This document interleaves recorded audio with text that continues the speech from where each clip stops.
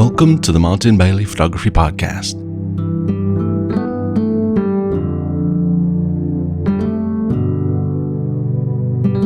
It's January 29, 2021, and this is episode 731. Today, I'm really happy to be able to bring you a follow-up conversation with LinkedIn expert and photography business mentor Jeff Brown. We started this conversation without a plan and ended up talking for an hour and 15 minutes about business and marketing and how Jeff has helped some of his clients to quintuple the amount they charge for their services. I really enjoyed this conversation and hope that you do too. As we mentioned towards the end, if you have any questions for Jeff and or myself on these topics, please drop us a line via the comments on the blog post at mbp.ac/731, and we may even be able to do something like recording a consultation with you as a follow-up episode. So sit back and I hope you enjoy my conversation with Jeff Brown. Jeff, welcome back to the show. It's great to be back, Martin. So when was the last time I was on? Was it about a year and a half ago? I think it was. I didn't check, to be honest. It was, I should do, because that will give me a chance to, what I'll do is I'll put a link to the previous show in the show notes for this one. And this one, so that people can understand where to go to check this all out and links and stuff. This will be at mbp.ac/731. So I'm looking forward to talking again. We spoke a lot. Obviously, you're one of the most knowledgeable people, not just only what I know, but I imagine on the planet, about LinkedIn and using LinkedIn as a base for photography marketing. So we're going to go back in. You told me that there's been a bunch of changes. And we don't have much of a plan for a conversation, so we'll see where this takes us. But how have you been, to begin with? It's been a tough last year or so. Yeah, it's been a very funny sort of 12 months, hasn't it? So I found, obviously, the beginning of last year, I was actually away in North Korea, of all places. So I went to North Korea for a holiday and then to Beijing, come back to the UK, and it felt like this coronavirus was following us around. And I got back to the UK, then obviously it exploded, and there was a massive everybody went on a downer. It was really hard to cope with, and a lot of photographers really struggling. Anybody in the events or wedding industry or sport industry, we just instantly had all their workload just collapse, finished. That was it, But then I think people started to become a bit more resilient, pick themselves back up and think, look, I've got to diversify. And a lot of the social photographers started to come over onto LinkedIn to use LinkedIn as a way of working with businesses. But one of the big things I found about LinkedIn during and still at this moment during this whole sort of time that we're having is it's been a real hub of positivity, where like Facebook, from my own personal point of view, I have about 40,000 followers on my Facebook page, but Facebook newsfeed I would find exhausting. It was very, very negative, could really bring you down to the point I had to actually uninstall Facebook off my mobile phone and get this app called Friendly, which you can put on, and it's like a gateway to Facebook, and you can block out posts. So I'd make sure I would never see any posts about Brexit or coronavirus or demonstrations, anything that wouldn't, put me on a downer. But all the way through that, LinkedIn was very, very positive. So that was fantastic. Why do you think that is? I mean, with LinkedIn, I know that I use it more as it's the business Facebook, right? It's not for talking with friends and from your school days and whatever, although Facebook is used as a marketing platform as well. But LinkedIn, it seems like it's a more professional platform to begin with. Do you think that's got something to do with it? I think it has, and I think people are a lot more conscious about what they say, especially from a negative point of view, on the platform, because they don't want to feel like they look stupid, or they're going to be bringing people down. So it's a bit more, if you speak out or say something on LinkedIn, it's not only yourself who looks stupid or looks out of place. It's your brand as well. So I think people are always very conscious, and the platform itself is full of inspirational quotes, people cheering each other on, that sort of thing. So it's a very uplifting platform where Facebook tends to get a lot of haters. And funny enough, like a lot of the photographers I work with, when I first get them onto LinkedIn and we work on their LinkedIn profiles and build a profile out, they're quite scared about posting on LinkedIn. And I say, just be yourself, don't try and be anybody you're not, and put a bit of personal stuff in there. Tell stories about what you did at the weekend, and so that people can know you, like you, and trust you, and develop that, the feel of connection to you. Because a lot of photographers are frightened to use LinkedIn, use the platform to post on, because they think they're going to get cold or they're going to look unprofessional. And I says, as long as you keep it, don't go political, don't go religious, try and keep positive, but try and let people know a bit more about yourself. You're just going to get loads and loads of really good positive feedback. And it's not a platform where you get the haters, because people are, people will understand if they start hating on your comments, it's going to make them look bad. Right. And all the years I've used LinkedIn, and I've now got close on 30,000 followers, and I'm probably the biggest photography mentor on LinkedIn. I think I've only been slagged off by about 3 or 4 people on my post. And to be honest, I've never responded. I've just responded back and said, that's fine. We all have different viewpoints. But you know what? The other people who've commented on my post have slagged those people off and got my back for me. So I've just let them do it. I always sort of like protect my brand and my professionalism, because I'm not going to let somebody drag me down and get me into an argument on the platform. That's important, I think. And I mean, I've been lucky in that over the years, I've had a number of platforms. We had to close the forum that I had here on my own website many years ago, because at the time the software could not keep out the spammers. There was just people, automatic, like robot posts all the time. And it became a pain, a bit of a nightmare, actually. But as far as actual human connections where people have turned nasty, it's only happened once out of, probably thousands and thousands of communications that we had back then. And I think that part of it is who we are. Like if you're a calm and a sort of professional and a positive person, I think you attract that kind of people as well. But I think that I know from what you just said, I had that as well, where occasionally something nasty was said, and the people around us tend to get more annoyed about that and tend to sort of fight for us than we often do. I'm the same as you. I try to be positive. I don't want to portray myself as a sort of a negative person. I get negative. I sometimes get down and I'll think, oh well, maybe this could have gone better. And there's all sorts of times when I actually get negative internally, but I often call myself a terminal optimist. It's like, and I try to, even in bad situations, I always look immediately for the light at the end of the tunnel or the silver lining on the cloud. So I'm pretty much an optimistic person, but behind that, there is sometimes a fragile me that gets down and doesn't quite feel as positive about everything as I could.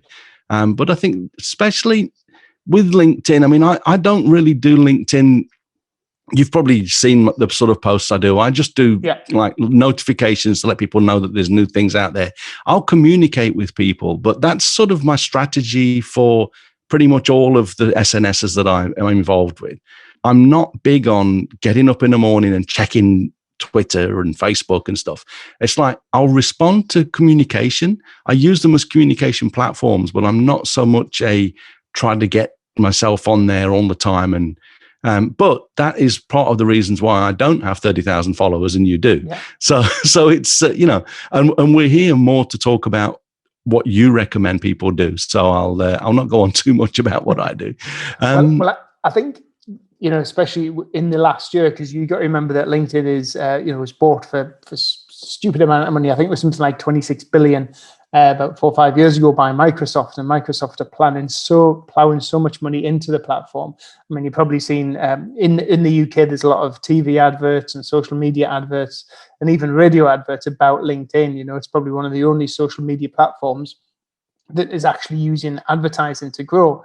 And it's getting close on 800 million users now. So there's 2 new LinkedIn accounts opened every second. Wow.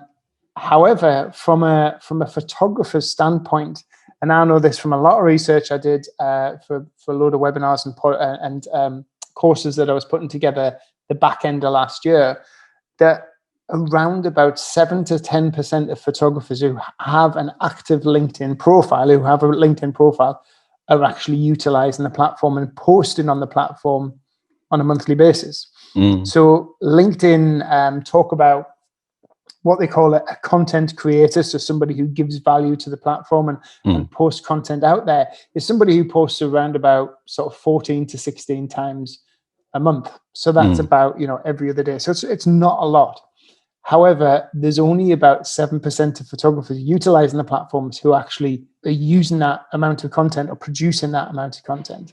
And then just because they're producing that amount of content, it doesn't mean they're producing the right type of content and using the right hashtags.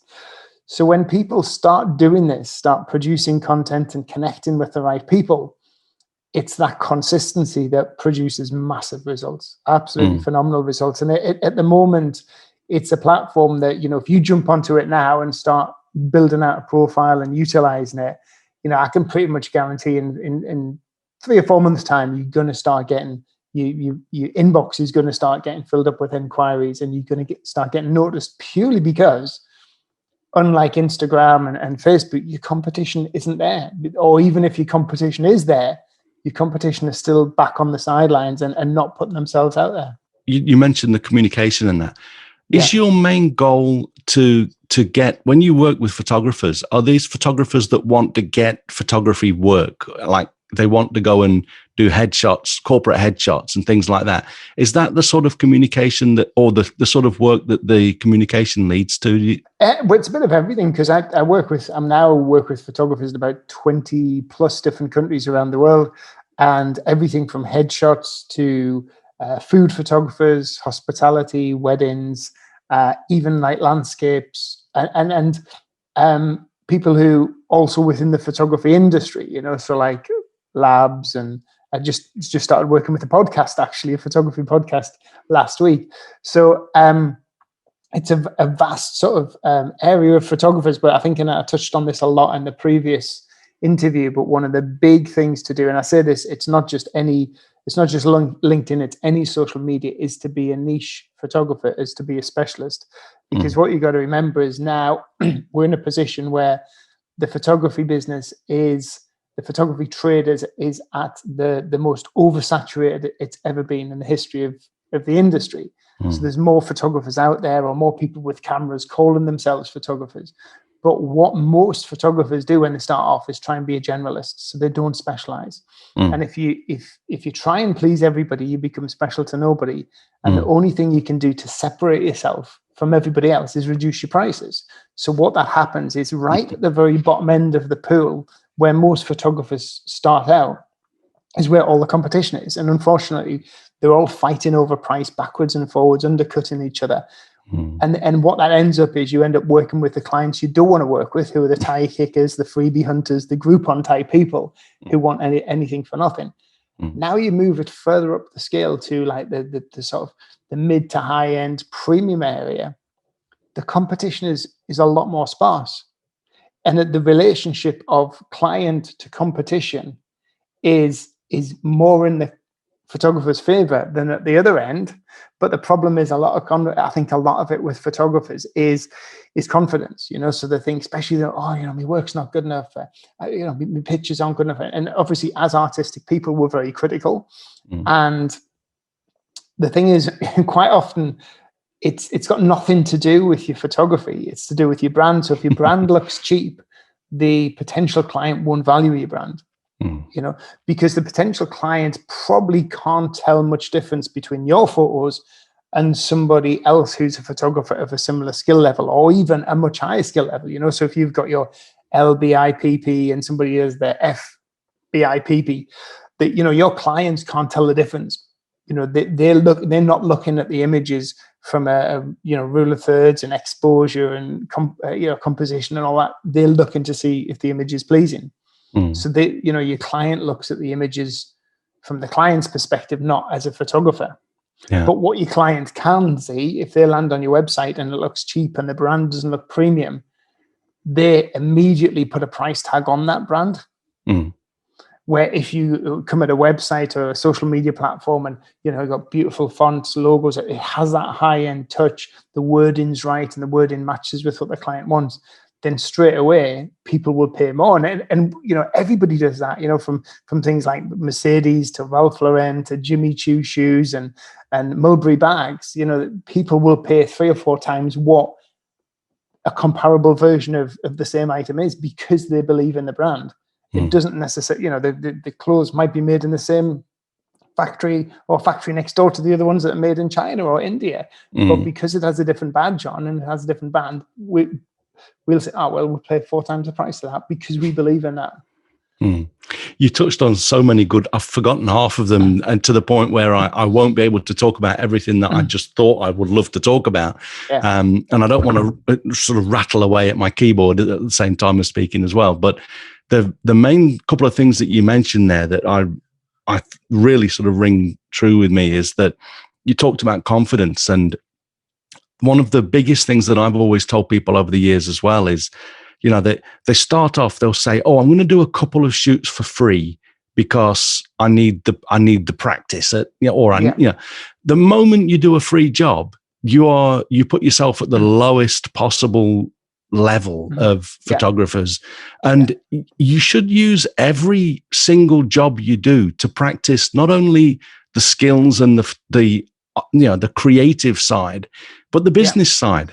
And people think that if they've not got the confidence to do it, so I'm going to do it for nothing.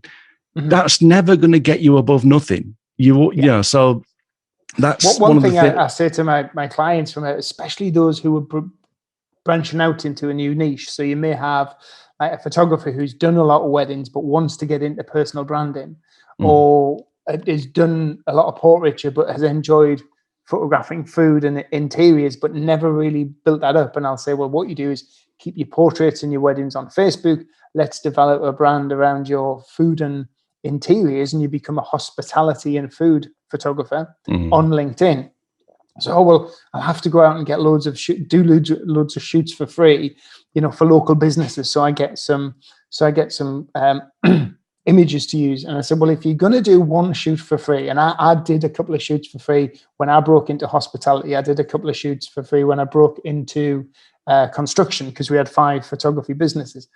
If I'm going to give my time freely, I'm going to give my time that's going to give me some authority, and it's going to give me something back. So when I broke into the hospitality, what we did is we went to the local Marriott hotel. So everybody knows a Marriott, everybody who knows a Hilton, and said, look, what we'd like to do is we'd like to offer you £1,200 worth of photography for free. We're going to waive the charge if we can use this in our own publicity. The guy nearly bit my hand off. So what we did is, you know, every photograph we created, we made sure we got some of the Marriott branding in there. So when we're using these images in our brochures and on our social media, and then you're approaching people who maybe own a Best Western or run a Hilton, straight away they see that connection. Oh, well, if he's worked for the Marriott, he must be good.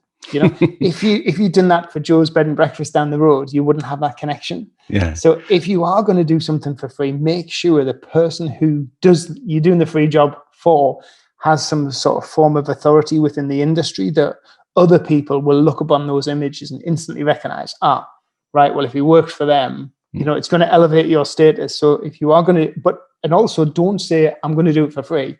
Tell them how much it would have cost them if they had to pay. Perfect. Yeah, that's another thing that I thought straight away there. If you're good, obviously 100% agree with what you're saying. If you're going to do it for free, it's got to be something where you're not really doing it for free. Someone comes to you and says, I need these photographs. Can you do them for me? And I haven't got any money, but I would like you to do it and I'll give you credit for it or something like that. That is where there's no benefit to anyone to begin with. Not at all. Yeah. But if you're doing it and what you just explained is not really for free, because you are getting paid with the value of the photography that comes back from that. But great strategy there. And of course, I thoroughly understand and agree with that. The confidence is the thing. And you need, again, confidence to go to someone and say that. Even just the communication that you just talked about there, you've got to have the confidence to go in and know that you can, even though you're going to do it for free, know that you can provide a service and products to the people that you're going to work for, because you're still working for them. And having that confidence is a big thing as well. How would you recommend someone builds that confidence to even go to that first level, whether it's free or trying to get your first paid job? How would you recommend people build the confidence? One of the biggest things is creating what goes out before you. So now, like people come and maybe look at my LinkedIn profile or they'll go to my website. So I've spent a lot of time, not a lot of money, but I've spent a lot of time making sure that the brand is right. Because one of the big things now is we can all work with people all over the world. And, I have a really talented designer in Indonesia who I use on a regular basis. But he, if he was working with somebody in Indonesia, he'd probably get the equivalent of £5-10 for a job. I might pay him £50, which is 5 or 10 times what he would normally get. But I've saved 10 times what I would pay in the UK. So, everybody's benefits from that relationship. So you've got people in India, Bangladesh, Indonesia, who can do this design work for you. So you can create a brand that goes before you. And one of the biggest things, when photographers are sending out stuff on Facebook, on LinkedIn, if your brand looks unprofessional, people will straight away have a very low expectation of you. But if you send out, if somebody asks about, do you have a portfolio? You send them out a really nice PDF brochure that explains the benefits, selling the benefits of using your services. So if you're a headshot photographer, you're not selling the images, you're selling creating the right first impression. You're selling creating sort of like confidence, trust, professionalism, and you're selling more connections, more potential business for the client. So if you have a really nice brochure that explains everything about the benefits of using these images, and you send that to them, straight away they're going to elevate. That's going to elevate their belief in you. Because because every other photographer's just sent a crappy little Word document or just put a couple of prices on the bottom of an email. You could do that you could create all that and get that brand to a brand that looks ideal to your client and looks premium. You can get that to go out for maybe £10-20, not a lot of money. You get that designed, it goes out, you have some attractive images on there. And funny enough, I started working with a lady last March, Anne Thomas, who's one of my stars at the moment on LinkedIn because she's doing so well. And brilliant photographer, very, very talented. But she wasn't, she came on board the program because she wasn't making the money she wanted to do. And she, an ex-teacher, she wanted to follow her dreams of being a personal branding photographer. Back in March, Anne was bringing in about £300 for a shoot, a personal branding shoot. Fast forward to January now, Anne's same packages are bringing her in £1,500. So she's actually but her brand is all about the client. It's all about what she can do for them. It looks premium. The wording's right. I always say use the Marks and Spencer sort of wording. So like Marks and Spencer's never sell a normal cheesecake. They sell a double decadence, purely rich cheesecake. So you use all these really nice descriptive words. The colors are nice. She's mirrored her brand on what her ideal clients like. So you do a bit of research and find out what they like, and then mirror the brand on it. But that's led to a position now where people contact her and say, "We'd love to work with you," as opposed to people contacting her and saying, "How much do you charge?" Anne's level of photography has never changed. What has changed for Anne and surprised us how much she can actually get paid for doing that photography, the same photography that she was doing less than 12 months ago. And it's because her basically turning up on LinkedIn nearly every day, posting consistently. She's niched her brand to a particular type of people. So she does personal branding for business people who want more clients, who want better exposure. And she just puts herself out there, but puts herself out there in a way that looks premium. She, so people straight away think, if I'm going to get personal branding, I'm going to use this person. So excellent. So one completely irrelevant comment. If the amount of money that Anne was getting went from 300 to 1,500, is that quintupled? Is it so? Quadrupled would be 4 times, tripled 3 times. I wonder if it's quintupled. I don't know. That's fine. Anyway, the thing, I can't remember if I mentioned this on the first time we spoke, but something else that you've just reminded me of. Obviously, one of my main sort of the cornerstones of my business is my tours and workshops, and that's really for me how I monetize most of my business.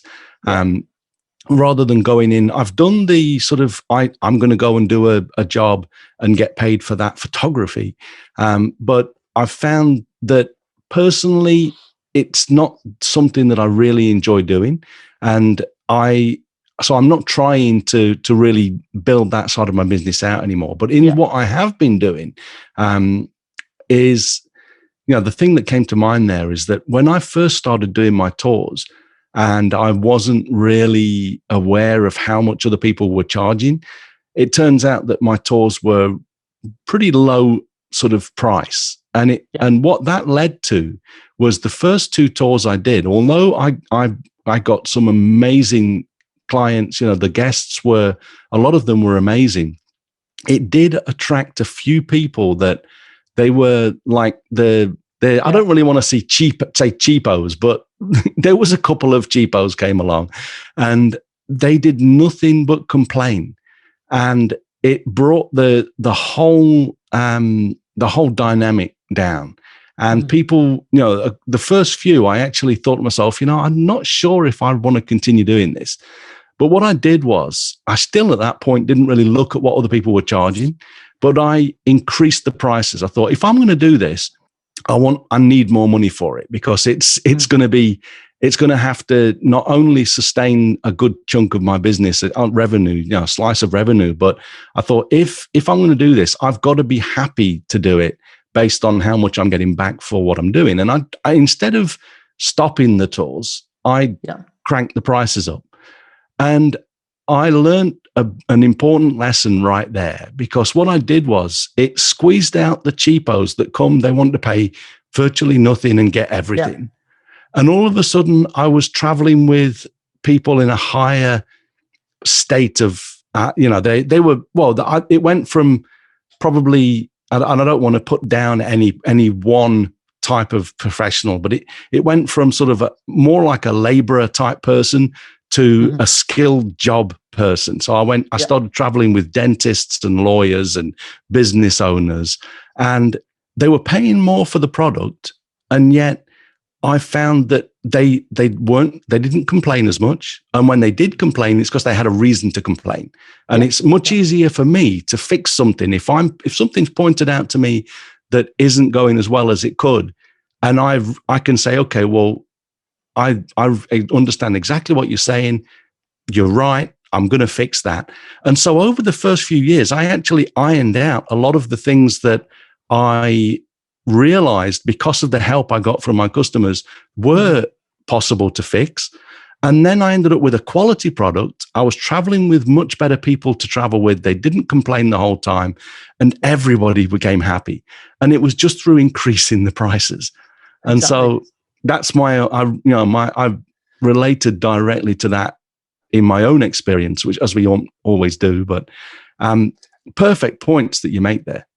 I think one of the big and important things for photographers, and I say this to, so many photographers, and I've had like photographers, jump on board and work with me and say, Jeff, it's all right for you, but you work with photographers in London, you work with photographers in Paris and New York. These are areas where there's money.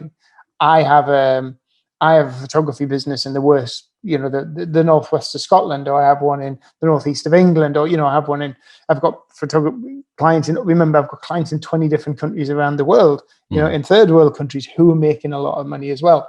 And I said, what you need to do straight away is take away those limiting beliefs, because in every country, in every area, there's affluent areas and there's poorer areas. And we have the potential to work with anybody we want through social media and through our website. So obviously it's about getting your brand right and getting your value right and what you do to the client. So first of all, like I said, niching yourself down, becoming a specialist. And then the next thing to do is just omit yourself from the competition. Forget the competition, because they're not your competition, right? They're only the competition if you want to be a low-end cut price photographer, then they're a competition. If you want to be somebody who's premium, you want to be a specialist, you want to run a professional business, they're not your competitors. So I say to my clients, I said, right, if you want to be a food photographer or you want to be a travel photographer, I want you to go away and research the top 3 in your county or your state. So the top travel photographer in your state, the top travel photographer in your country, so in England, in America, in Japan, and the top travel photographer internationally. And then look at their website, look at their social media, get an idea of how engaging their social media is, how busy these people are, the amount of posts, the amount of content they're creating, see how much they're charging, look at the websites, get an idea and a feel for the wording and stuff, because that's where you want to be. But you're in a very privileged position to be able to do this, because you can look at their websites and their social media from a photographer's perspective first, but then rewind and re-look at it again as if you were a client, right? In a client's mind. Don't be looking at the pictures, look at the wording. If you were going to be making a purchase, and obviously these people are very expensive, do you feel there's everything there? What could you do that's better? Because remember, these people probably did their first job for free, the same as you did, years and years ago.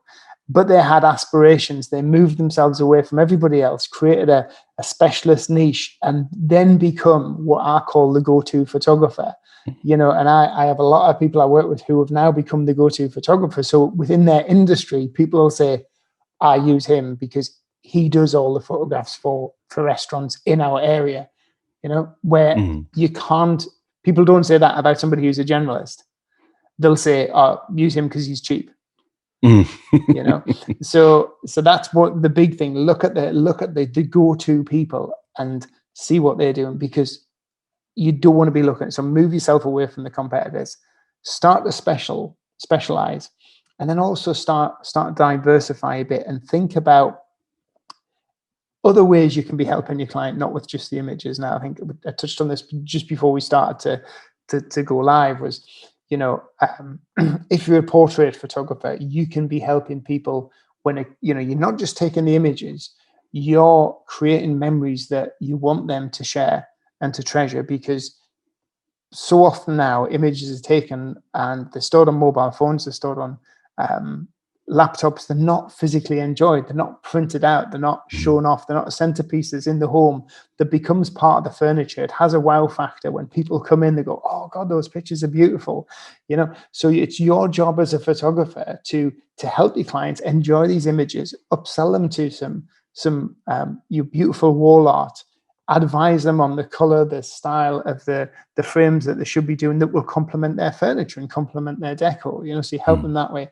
If you're a business photographer, like a lot of my clients are, then, if you learn a lot about the social media platforms you're using, like Facebook, like LinkedIn, you can help your clients get more interaction, more likes, more shares, more comments on the posts they put out with your images on. So a lot of my clients, as well as doing the image side of things, they say, we'll help you get more engagement. So we'll tell you what sort of hashtags to use, how to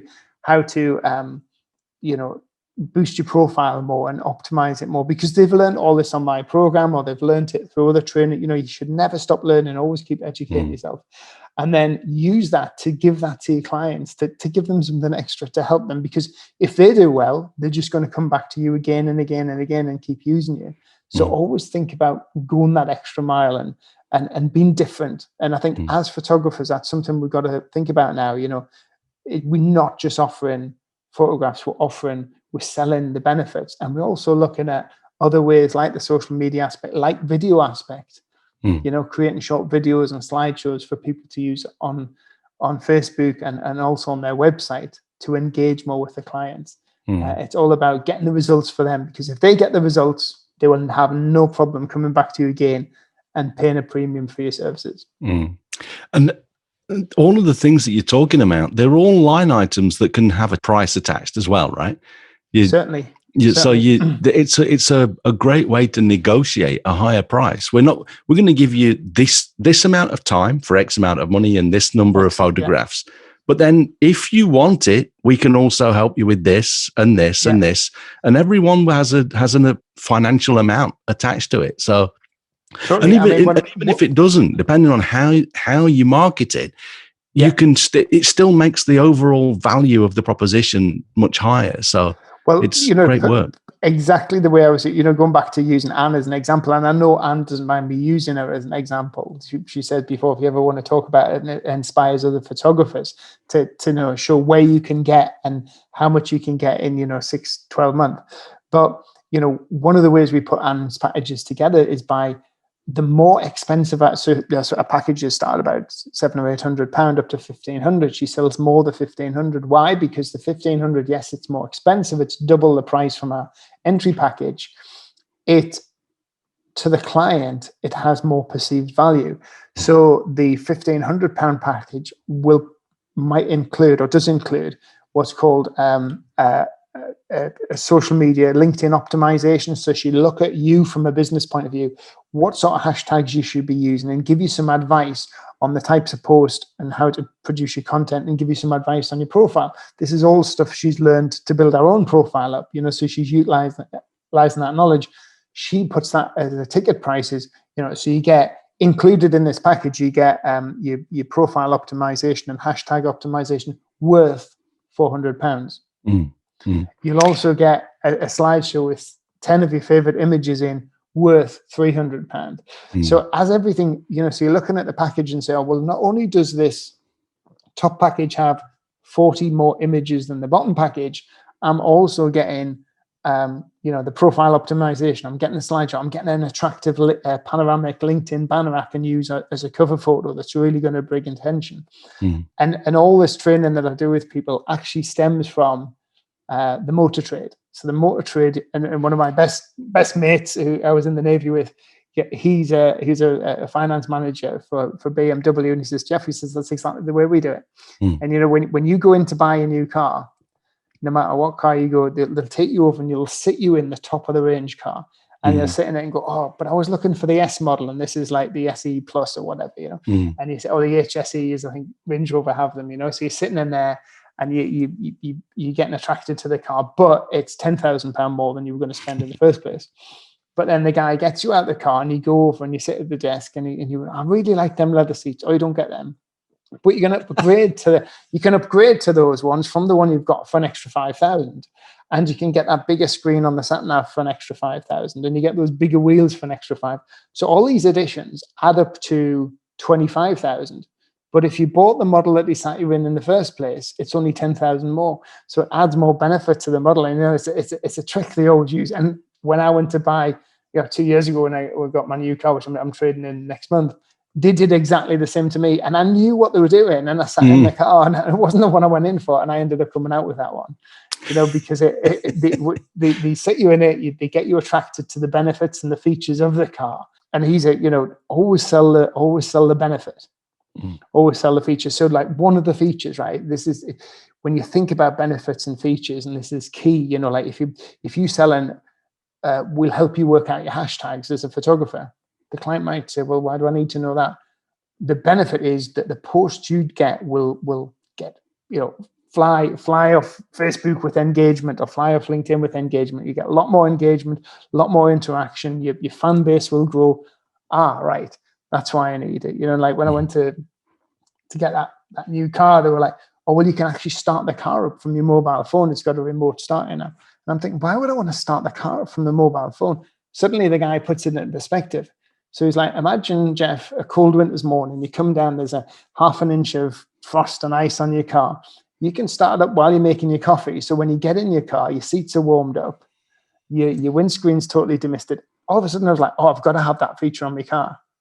I'd never thought about that feature before until he puts it in a perspective of how it's going to benefit me in the winter months. And obviously living in the UK, about 3 or 4 months of the year, your screens are frozen up anyway, and you stand out there with your credit card trying to scrape your windscreen off. You forgot to get deactivated. Your credit card. I actually, that was, I bought our car probably about 2 years ago as well.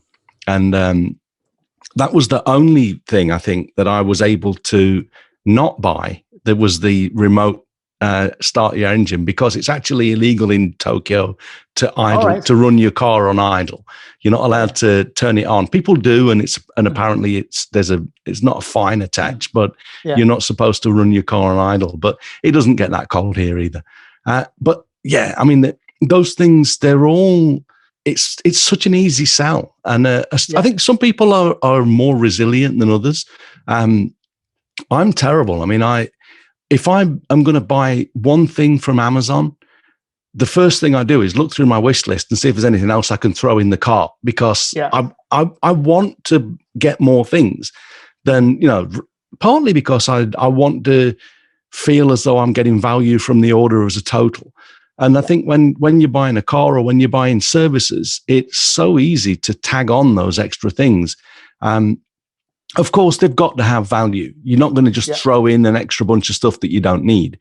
It's got to be things that you need. And so that's where, all of this, what you're saying, comes into play. And make sure that they understand why they need the extra services, why the LinkedIn tag information and stuff. Give them the information to help them make the decision, and it's a much easier sell. And I just find that whenever I talk to you, Jeff, I always find that you've got this way of, and obviously this is why you're one of the best people at what you're doing, but I always find that you put things into perspective and you make it fit. You make it so obvious why people should be doing the things that they're doing. What you mentioned earlier, I used to get this a lot in my old job, but you mentioned that your friend at the car dealership said that's how they sell there. Did you know that before you started doing that or talking about these types of strategies yourself, or was it just instinctive? No, well, I started. I did a few years ago. I did a training course on NLP, neuro linguistic programming. It's all about using the right words and the right terminology, and then selling the benefits. Then I started to see how other places do it, and then it suddenly started jumping out to us. And the first one of creating packages that upsell your top package, and I imagine you'll probably have a similar sort of thing in Japan as we do in the UK and in the States. Sky TV does that perfectly, because Sky TV, their top package might be, say, £80-90. You look at that straight away and go, oh my God, I'm not paying £80-90 for TV for a month. I'm gonna go the next one down. So you go the next one down, which is £60, but you lose the movies. And then you go the next one down from that, and you lose the sport and the kids channels. Right down at the very bottom, you've got this package that is £15 a month. So Sky can now advertise and say, you can have TV in your Sky TV in your home for £15 a month. But it's crap. Nobody wants it. It's got all the channels that even me 80-odd-year-old mother wouldn't watch, So what it does is when you look at this, £15 a month has, 20 channels, but they're all useless. And then the top package has over 120 channels, and it's got these premium ones, and it's got the sport, and so all of a sudden it makes that top package look much better value for money. So there's a reason to have these bottom packages, because it's that easy upselling option. And it from a photographer's, most photographers hate the selling aspect, and I always say that to my clients. We start off, you put your entry level in, so you think even if somebody went for my bottom package, your bottom package, because people will say to us, Jeff, what do I start my pricing off? What would you recommend? I said, I can't tell you that, but what I can say to you is, if you had to go out and do a shoot for half a day, what would you be happy with when you came home if you had that in your hand? Because you might live in a bigger or a smaller house than me. You might drive a more expensive or a cheaper car than me. We all have different, might have 5 kids, so you've got to make more money. So we all have different amounts of money that we've got to make. So what is going to make you happy? And what if you come away happy? That should be a starter point. And that's what you start off. Then you have nice little increments all the way up to. So what you want to do is a lot of photographers lately, and this came in during lockdown, was starting with the remote shooting and the remote shooting app, which allows people to shoot everywhere in the world. So you can now have clients, I could do a shoot for somebody in Tokyo based over here in the UK. And now the remote shooting, what they call virtual shoots, yes, it's a small starting package, but it's very profitable because you're not having to travel anywhere. People are getting the images only, so you editing the images that they select and then sending them over. So you might do a headshot shoot or a personal branding shoot in 20-30 minutes. If you were doing that in London or you're doing that in Tokyo, you might have to drive through traffic for an hour to get to the shoot, then spend an hour doing it, then an hour coming back. So it's a good sort of starting point, a good entry point into that particular niche. And then once you get people on board with you, then you can start upselling them and adding more stuff to them. So I always say have an entry point to make it easy for people to do business with you. But once they start doing business, let them see the value and what else you can offer them. And when they see the packages, they will naturally move up to do. So people might do a remote shoot, which includes 3 images for X amount of pounds.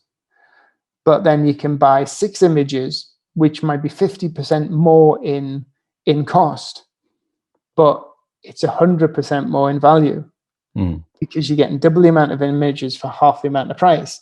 So people, if they have a shoot and there's 20 images there, and they think, oh, well, I like more than 3. I may as well go up for this one because you get 6. Oh, hang on a minute, the next one up, you get 12, and it's only 40% more expensive, but I'm getting double the amount again. So you make it easier. You have those little stepping stones to get people up to where you want them to be.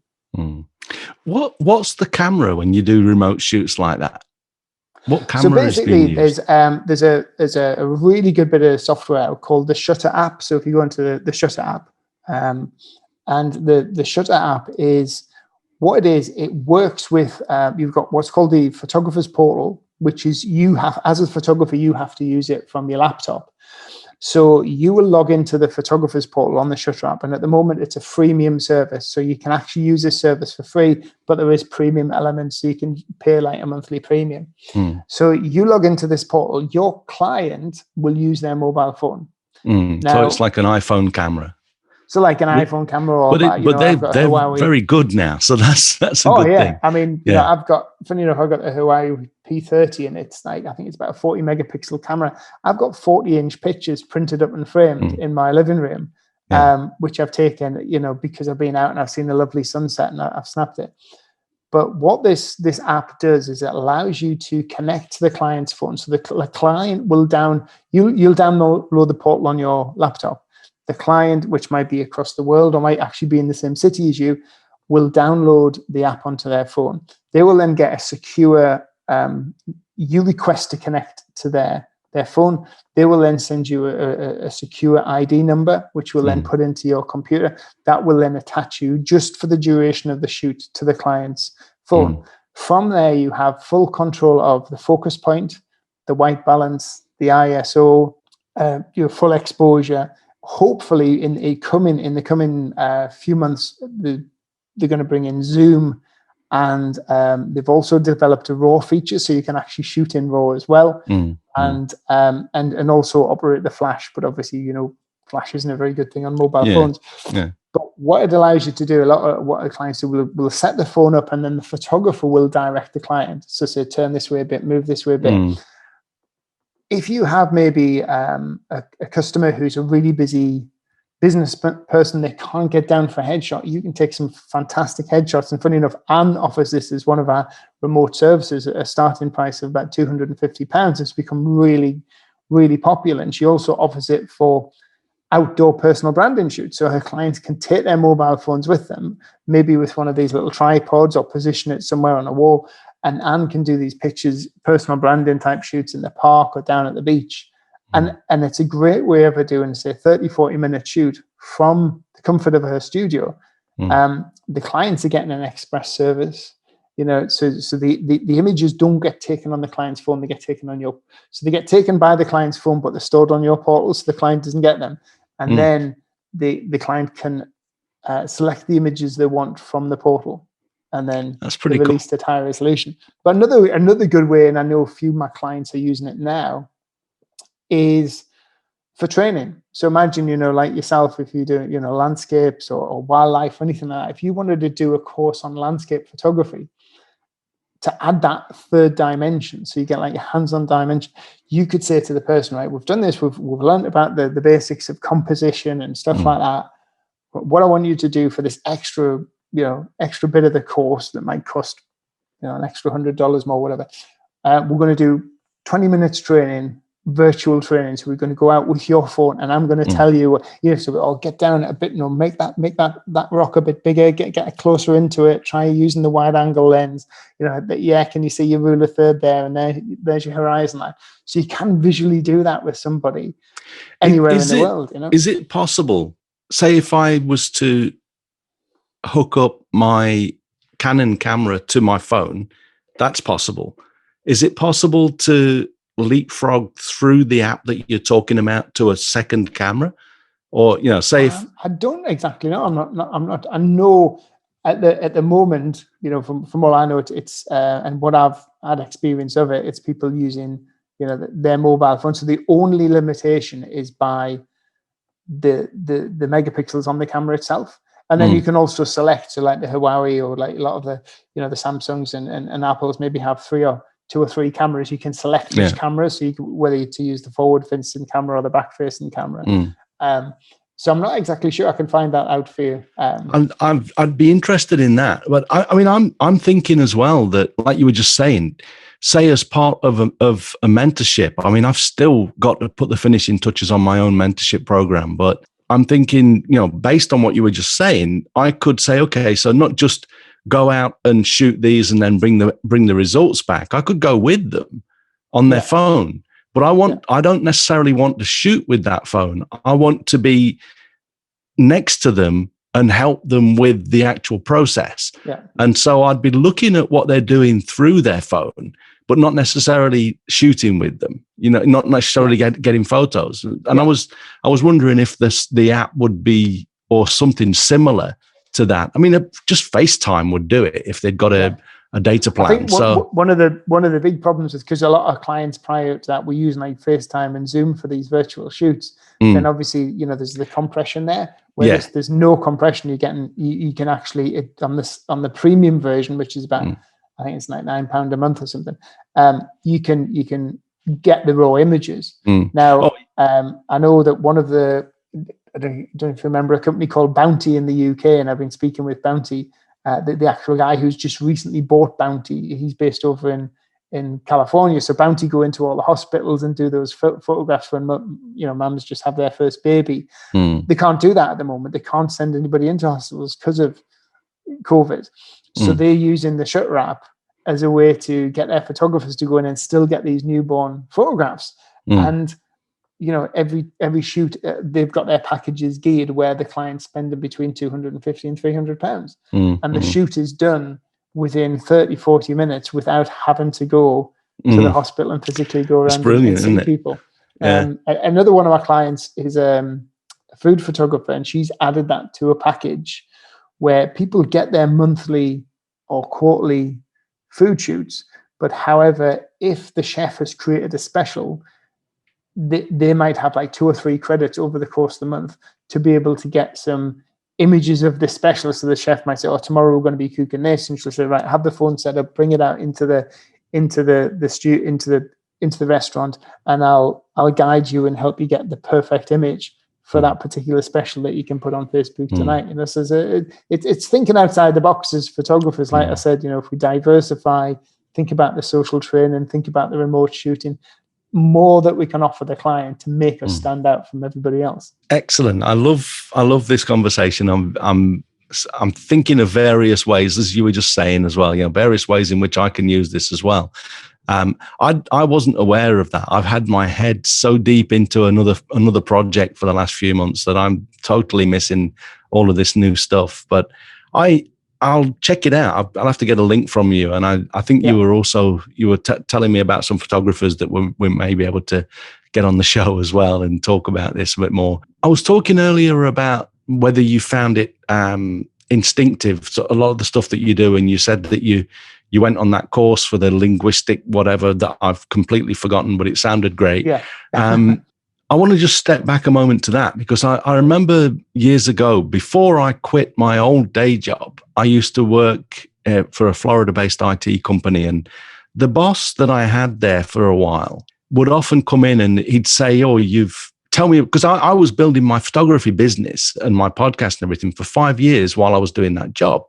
And he'd come in just out of interest and ask me about what I was doing. And I'd say, "Oh, well, I've done this, and I've started to do my tours and things while I was doing that job." I would say, "Oh yeah, well, I've done this, and I've just added this, and this is my thinking." And he said, "Have you ever read such and such a book?" And I say, "No, what's that about?" And he said, "It's about exactly what you've just said." I said, "Did you learn it from somewhere?" I said, "No, I just figured it would be the best way to do it."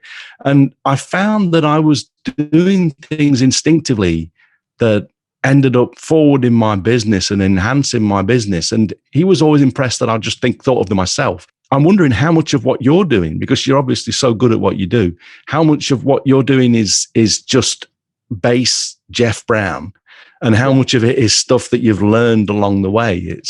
Can you think about? It's a good bit of both, Martin, because you like, if thinking back to what got me into this, my story, back in 2004, I'd served with the Royal Navy for 10 years. I was a Royal Navy photographer. Was looking at coming out in 2004. And at the time, I was working with the intelligence services as an image analyst, and another guy I was working with, Kevin DeRoche, who was also from the northeast of England, and we used to share lifts back on weekends. He was a Navy photographer too, and we were both at the time a little bit thinking, like, he'd done 15 years, I'd done 10. It's time to leave the service and go back into civilian life. And so we created this little photography business together at work, because we both had a draft there for 2 years when we weren't going to get sent to sea or anything like that. So we started doing weddings, started doing portraits, pictures of officers' dogs and stuff like that. And we thought, oh, hang on a minute, we can earn a bit of money from this. So when it come to actually leaving, I said to Kev, look, I'll go first, because at the time I wasn't married and I didn't have kids. Kev had 2 kids and he was married. And you're leaving the security of a quite well-paid job, with a 22-year contract, to come out into the uncertainty of being self-employed. When you leave the armed forces, you get £7,500 for settlement money, and that's spent on training to civilianize yourself. So obviously, the armed forces photography qualification is very good. You get your LBIPP the minute you get your armed forces qualification. So you become a member of the British Institute of Professional Photographers because of the high standard of training. So I thought, I don't need to do any more photography courses because I've really done all that, but I need to understand how to run a business. The first thing I did was a course by a guy called Charles Lewis in America, who at the time was one of the first photography sort of mentors. And I did his course, and that was by CD. So he would, I'd get a CD sent through the post from California or wherever it was. And you know what? I loved it. I got really hooked on the whole marketing idea, and it talked about marketing and niching, which is one of the big things I go on about, and branding. At the time, there wasn't much on the social media side because it was 2004, it hadn't been developed, but a little bit about website and emailing. So I did that, and literally within months, the business started to progress really, really fast. And I've said this so many times before, I felt a little bit guilty because we were starting to get wedding bookings flying in. Then we opened up another business. At this time, Kev was still in the Navy, doing nursery photography, and the nursery bookings started coming in because it was all about the brand and what we offered and the marketing we did. However, we'd been doing this 6 or 8 months. There was photographers in Sunderland and in Newcastle and Durham who'd been doing this 15, 20 years, who were actually better at it than us, but they weren't making as much money. And I felt a bit guilty because of that, but it was the marketing that got the money in. So when Kev come to leave, like about 6 months later, he was like, Jeff, I'm not spending my money on marketing. He says, because it's really boring, he didn't like it. He says, but you can have it. So I spent another $7,500 of Kev's money, and I did quite a few actual face-to-face marketing courses where I would just go and sign myself in as Kev, you know, and from then on, I realized the value of it for the business. You know, it give us what we wanted, give us a brilliant income. We ended up running 5 businesses and a franchise, 5 photography business and a franchise. And over the years, you know, going forward and forward, I've just constantly, one of my biggest things is audiobooks. I've got a Springer Spaniel, so you know I've got to do at least 5 to 10 miles a day because the dog just doesn't sit still. So instead of listening to music, I put my earpods in, and I can cover, and I play my audiobooks at 1.25 to 1.5 times speed. So and I listen to them twice over, so I really absorb them. And I can, you know, for the listeners, photographers, I would recommend. Let's have a think. So there's, you know, Storybrand by Donald Miller. If you got a photography website, listen to Storybrand. That's a phenomenal book. That completely changed my marketing online for websites. Another guy is Craig Beck, and Craig Beck is actually from the northeast of England. He's now a multimillionaire living in Cyprus, but he was a photographer. He was a radio DJ and a photographer. And he's written a book called Unstoppable, which you can get on Amazon Audio. And, you know, if you ever feeling a bit down and feeling a bit, listen to this book. It's such an inspirational book. And I don't know if I told you, you know, that 4 years ago, I lost all my life savings in a business venture that went wrong. At the same time, getting a divorce and tried to take my own life. So I've been right at the very bottom and had to build myself up. And I will not let myself get back to that state again. And it's all about mental mindset, waking up, feeling positive, being thankful for what you've already got in your life, but then having a vision and a goal for where you want to be.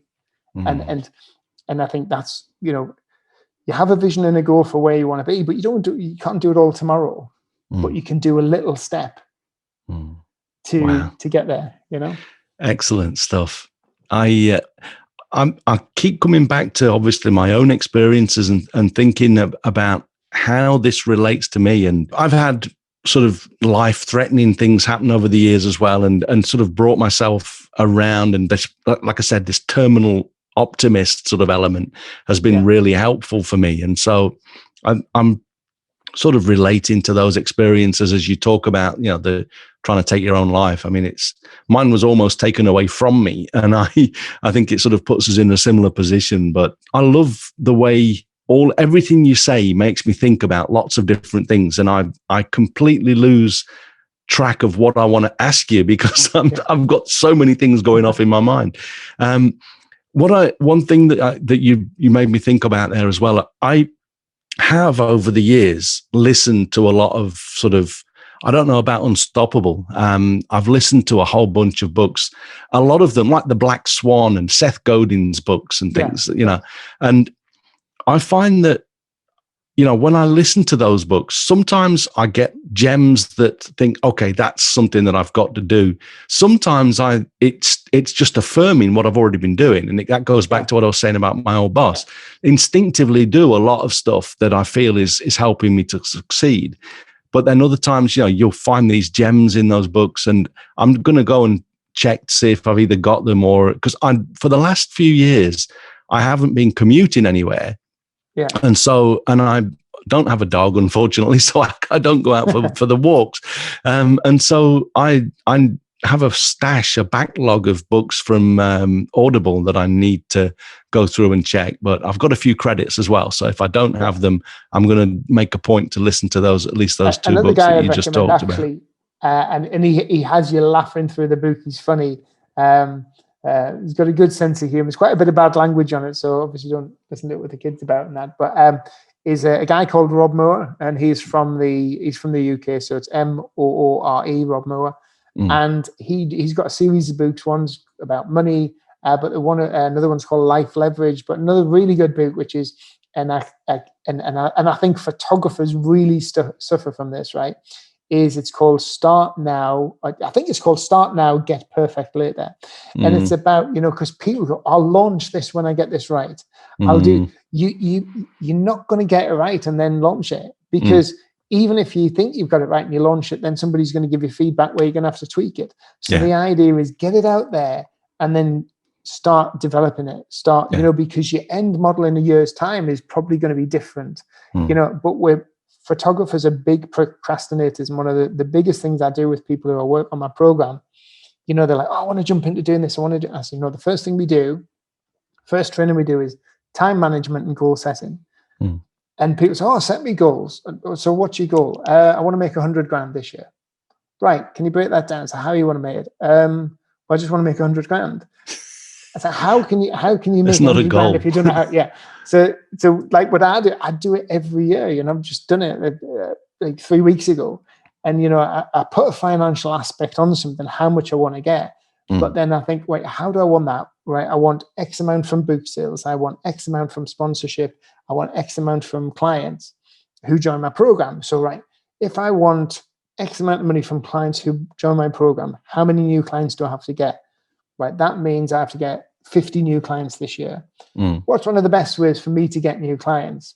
Right, I'm just going to use this as a perfect example. If I do a podcast, people listen to me, I inspire them, and they contact me through social media. Right, how many podcasts do I want to do this year? I want to do 12 podcasts this year. So I know if I want to do 12 podcasts this year, I probably have to approach 36 podcasts, because for every 3 I approach, 1 will boot me. So what I do is I always break my goals down into 3 months. So if you have a 12-month goal, it's too big, right? So what you do is you have a big 12-month goal. Yes, I want to get to here.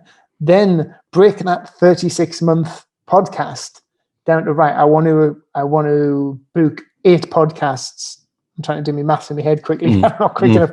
But I need to book 8 podcasts in 3 months, or 10 podcasts in 3 months, or whatever, So break those big goals down into smaller goals. So if you need to book 30 weddings in a year or 40 weddings in a year, you need to book 10 every quarter. So you know how many you need to book more each month. If you need to book those weddings, what will help you book the weddings? Right, I need to get more joint ventures with bridal shops. I need to post to Facebook at least 5 times per week. So you get all those identifying factors that help you get the result.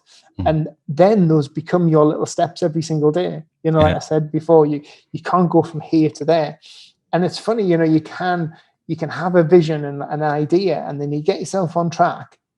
And then all of a sudden, I remember this happened to me 2 years ago. I had a vision and an idea for my mentoring program. And I thought, if I can get on a few podcasts, so I get on 3 or 4 podcasts, and get a couple of inquiries each podcast. And I hit this one podcast, and literally that week I had 32 inquiries, and out those 32, 15 people booked. I'd done all these little things, just send out the email. Could I be a guest on your podcast? Could I be a guest? It was that 10-minute thing that leveraged 15 bookings that made me, I don't know, £30,000 in that particular week. And then I thought, hang on a minute, now I've moved up a notch. Things are starting to move on. And, so it's like, if I write a new book, I'm not going to write a new book. What I'm going to do, I'm going to commit myself to write 500 words a day, 4 times a week. Then I'll have a new book in 3 months' time. Yeah. Excellent. Again, my mind's flitting all over the place. You mentioned something earlier that I've just recalled I wanted to talk about, and that was about whether you working for an amount that you want to earn. And similar to earlier, I said that I increased my cost of my tours to an amount that I was going to feel happy about, and I think that was what you said. But how much? Charge what you want to be happy with. And to me, that gut feeling of how much do I've got, with lots of planes going by today, I can keep hearing planes outside. There's always been a big element with my business and my life as to setting goals and setting targets for things that I want to do. Someone asked me years ago, how do I decide whether or not I can do something or not? And I say, I never ask myself whether I can or cannot do something. It's always about whether I want to do it or don't want to do it. And if I want to do it, I'm going to find a way to do it. I'm going to figure out how to do it. Obviously, there are physical limits. I'd love to be able to fly unaided, but I can't. I'm a human, not a bird. But within the bounds of the form that we're in, there's always ways to do things. And I always say, I don't make plans based on what I can and cannot do. It's always based on what I want to do. And my price setting has always been the same way. I've got to, sometimes you have to be realistic. Someone isn't going to pay $100 for something that's worth 10. But sometimes people will pay 20 for something that's worth 10 if, as you say, you brand it correctly. And I would be happier to do a job once a month for an amount that I want to earn for that job than doing 10 jobs at a tenth of the price and resent every one of them. For me, doing work that I am happy to be doing makes the job better. I create a better product. I provide a better service when I'm doing something that I want to be doing and that I enjoy doing. And that also relays to the client. They can tell that you're enjoying it. My tours, I've been on tour with people with, I forget, it's over 500 people now. And they often tell me that one of the biggest things about why they enjoy the tour so much is because I'm always so enthusiastic about what we do. Even my winter tours, I've shot the subjects time and time again, but I absolutely I love photographing what we photograph. I love doing what we do. And so the people that I travel with can all feed off of my enthusiasm. And, similarly, I've been on tour and I've met people that do the same sort of work that I do, and they don't enjoy what they're doing. And you can tell.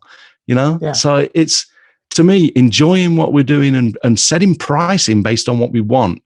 The human ability to feel, the quality and feel happy about something or unhappy about others, to me, has always been the biggest driving force behind a lot of my decision making. And that's what I started to think of earlier as you were talking about that. So I just thought I'd add that. I realized that we're coming up to an hour and a quarter, and I don't want to take you told me that you wanted to get up early. You did a 5 a.m. call this morning, Jeff, and it could have been later, but you chose an early one. So I hats off to you there for doing that. I wanted to give you a chance before we start to wrap up. Tell us where people can go and hook up with you. I know that you've got your mentorship services and your everything that you do. Tell us where people can go to hook up and to even just communicate with you. Is there any other? Yeah.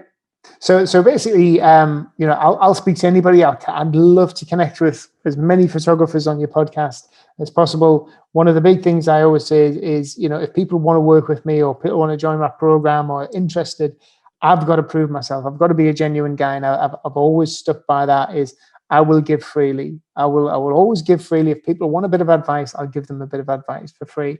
I'll do a 30-minute free social media assessment and marketing call with them because it's my chance to prove my worth. And even if they don't book me, they get some value from it, and that's it. And then they'll go and tell everybody how great I've been for them, So I always, I say, if you give freely, stuff comes back to you anyway. So I'm very passionate on that. Because I come from a marketing background. Doesn't, a lot of people in marketing have some false sort of ideas about getting people on doing the hard sell. So connect with me on LinkedIn.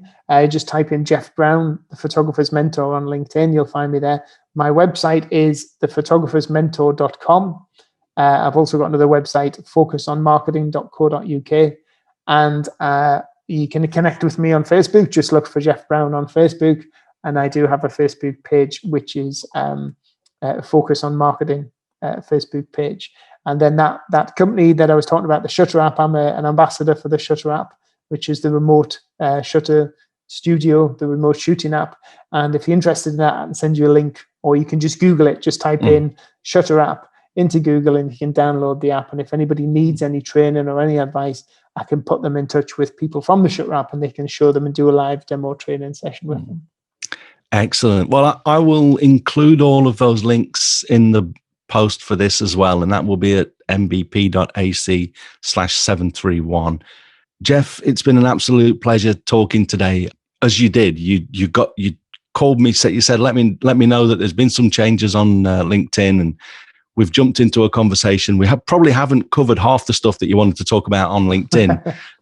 But I would, anytime you want to come back on, just let me know again. Yeah, I'd love to. I mean, if your listeners would like to have me back on, I'd be more than happy to. And if there's anything people want to know or any specific aspects, tell them to message you, and we could put together if it's about branding, if it's about websites, blogging, LinkedIn, I'd be more than happy to come on and answer people's questions, and we could even do a few profile reviews, live on air. So if they send us their profiles, I could give them some feedback.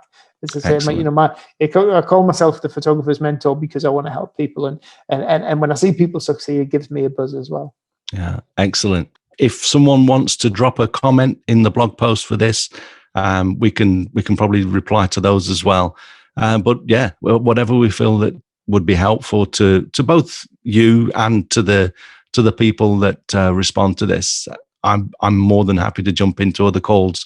And just let me know a year or so down the line again, if you've got a few minutes or an hour and 15 minutes, let me know and we'll jump back into a call. But it's been a pleasure, Jeff. Thanks very much. And we'll hopefully speak again before too long. Thanks again, Martin. It's been an absolute pleasure. Cheers. You too. Cheers. I hope you enjoyed that conversation with Jeff Brown. So, as I mentioned, I will put links to everything that Jeff just mentioned into the blog post at mbp.ac/731. And as we said, if you have any questions or anything for Jeff and or myself, please drop us a line on the blog post. Thanks very much for listening today. If you enjoy this podcast, please share a link with your friends. Subscribe in iTunes or your favorite podcast program to ensure uninterrupted delivery. If you have a moment to rate the podcast or leave us a review in iTunes, that helps to keep us relevant in the huge number of podcasts out there now. You can find me on Instagram, Facebook, Twitter and LinkedIn, and links to everything that I'm up to are at martinbaileyphotography.com, so do drop by and take a look. I'll be back next week with another episode, but in the meantime, you take care and have a great week, whatever you're doing. Bye-bye.